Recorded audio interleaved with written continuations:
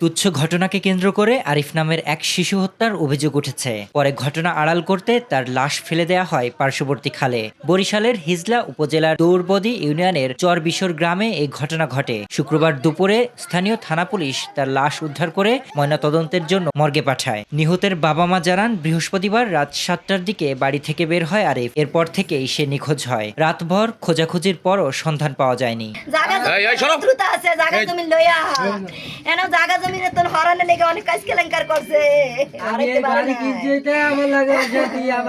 পরদিন শুক্রবার সকাল 8টার দিকে বাড়ির পার্শ্ববর্তী খালের তীরে আরিফের লাশ খুঁজে পান স্থানীয়রা। বিষয়টি নিয়ে সন্দেহ হলে প্রতিবেশী মুশাররফকে জিজ্ঞাসাবাদ করে নিহতদের স্বজনসহ স্থানীয়রা। এ সময় শিশুটিকে হত্যার কথা স্বীকার করে সে।